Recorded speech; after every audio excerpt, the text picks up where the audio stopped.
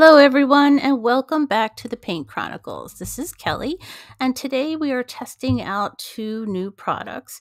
One I received from Christmas from my parents, the Dr. P.H. Martin's Bleed Proof White. That's on the left side there. And then also Daniel Smith's Masking Fluid, which is a more sticky but dry material on the right side. I drew out this daisy ahead of time because I am not the world's fastest or most wonderful sketcher. So I didn't want to waste everybody's time trying to watch me sketch out a daisy. So I spared you. What I'm doing here is I'm using a Kristy Rice brush that I picked up from one of her packets.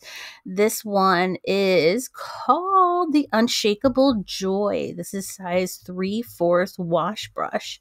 I'm just getting the whole paper wet or damp so I can spread out some blue paint as a background paint. One thing I'm noticing and I'm learning is that no matter what color I paint the background, it always looks much lighter on camera than it does actually in front of me as I'm painting it.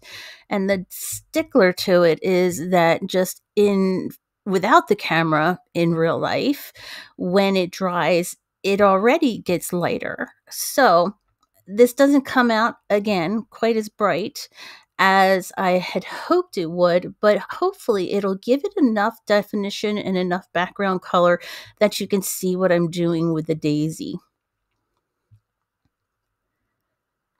Now, I tell you, both of these took a little bit to dry when I applied both of them. The bleed proof white dried. Should I start a bloopers reel? Let me know. There's a lot of them. I'm going to leave that one in. So it took a little bit to dry. The masking fluid I let dry overnight. I don't know if that was a bit excessive. If you think so, let me know. I just wanted to be sure that it was really dry before I started to paint over top of it. So I've gone right over top of the bleed proof white and the masking fluid.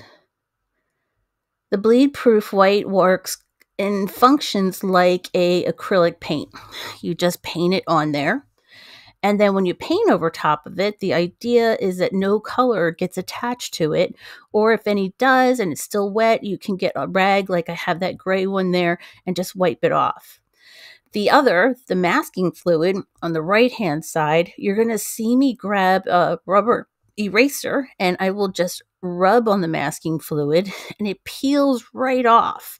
Kind of like when you were a kid, you ever get Elmer's glue and put it on your hand and rub it together and then peel it off like it was skin? I don't know. Maybe I was a strange child. I used to do that in school when I was bored. But it kind of works in the same way, but with paper.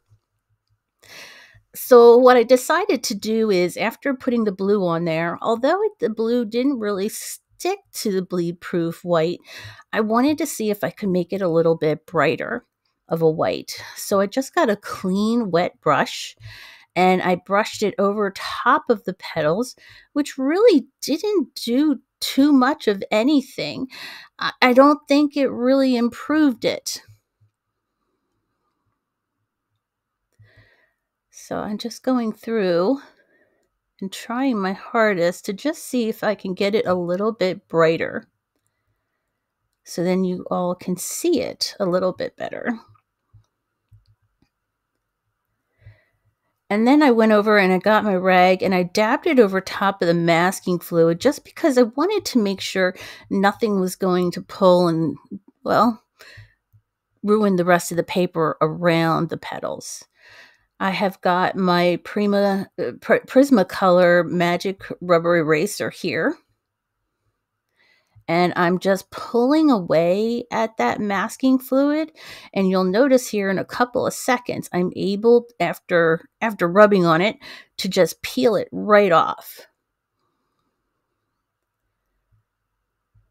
And I was so afraid it would rip the paper, but it didn't at all. And I have had other masking fluid products that have. So I was really impressed with this Daniel Smith.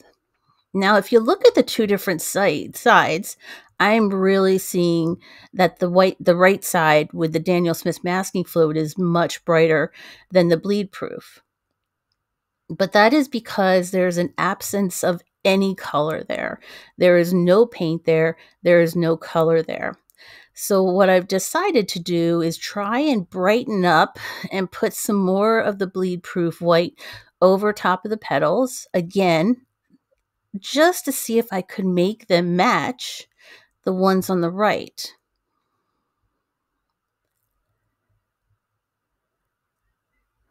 And you know how we always say here, we try things, we do things, we make mistakes, we learn from them most of the time. So I'm going to be doing a circle. Basically, I thought the left side was brighter white, and then I removed the masking fluid, and then that was more white. And then I added more of the bleed proof white to the left side to try and make it catch up to the right side. And then you're going to watch me do something to the right side that's going to make the right side darker than the left side. It's a fun game that I play inside my head. I wouldn't recommend it.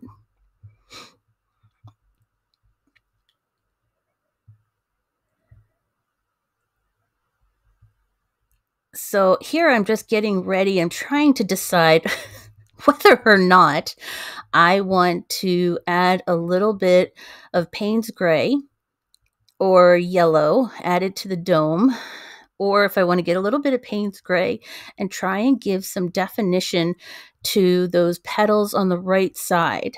So as I'm thinking about it, I decided to go for the yellow, and I'm going to paint that dome so it can dry. A little tidbit about some daisies. Daisies were a common flower that children would pick and bring home to their mothers and sisters back before technology and equipment and all the fun things that we love in our life today that bring us so much entertainment. Kids would go out, pick daisies for their mothers, but the daisy stems were relatively stiff at the bottom. So the children would then trip and stumble over the daisies, and that's where the saying, oopsie daisies, came from. Pick yourself up, oopsie daisy. So that's what I'm doing a lot today during this painting. I'm oopsie daisy picking myself back up and trying to fix or trying something new. So here I am now, and I've gotten that little bit of Payne's Gray watered down, and I'm trying to give those petals some definition. And this is where everyone in the crowd is yelling, no, don't do that, when Bob Ross was saying, let's just add a little tree here, a little tree here. Let's just add a little bit of Payne's Gray here.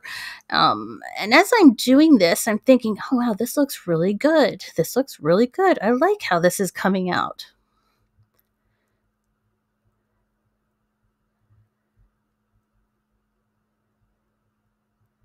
But you can see that battle that I'm going through with lightening one side, darkening the other side, lightening that side to darken the other side.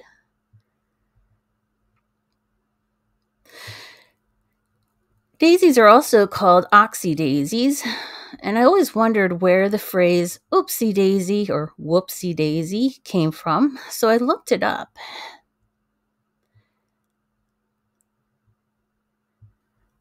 And when I did, I found many other pieces of information as well.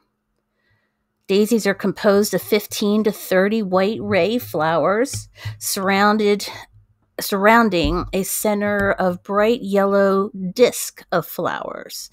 Daisies can also be reddish purple. They can also have a double layer, which one layer is usually pink.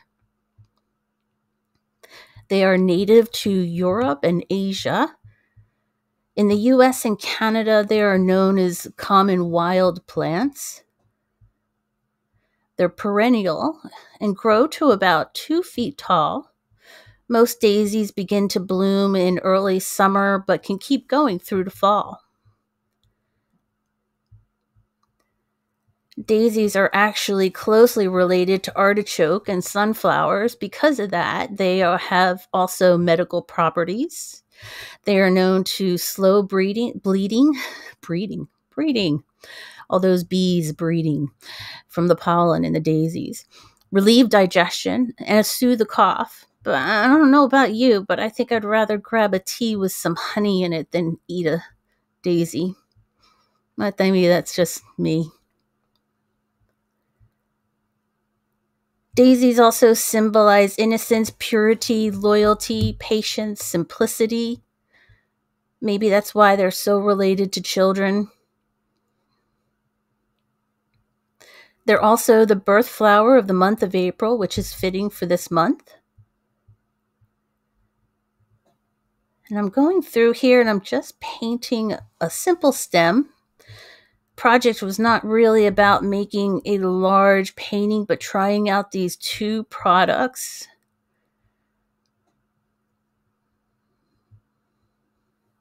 You can still see the difference between the two sides. And I'm waiting for the yellow to dry, because once the yellow is dry, I then am going to add a little bit of orange to it. But of course, I'm not happy, again, because one side is a different color than the other. So I get the bleed proof white and I'm going over top of some of the shadowing that I put in with the Payne's Gray. So this is kind of one of those yo-yo videos, going back to the left. No, now I like this side better. No, now I like this side better. No, I think I like this side better. At the end, I do come to something that I'm happy with, which is the goal.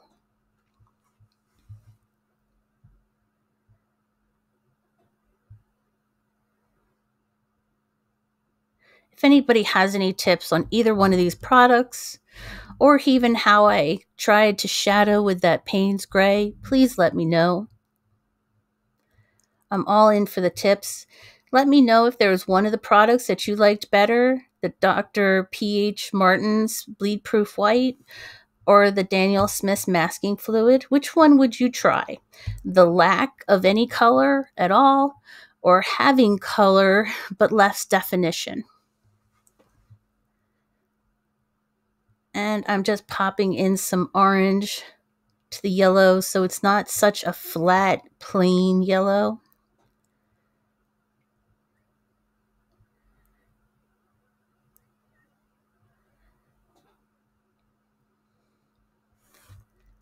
And we're almost done. In my next video, I'm going to be doing a practice run on Academy Rough 100% cotton watercolor paper. Join me, see what we like, if we don't like it, if we love it. Also, have a great day.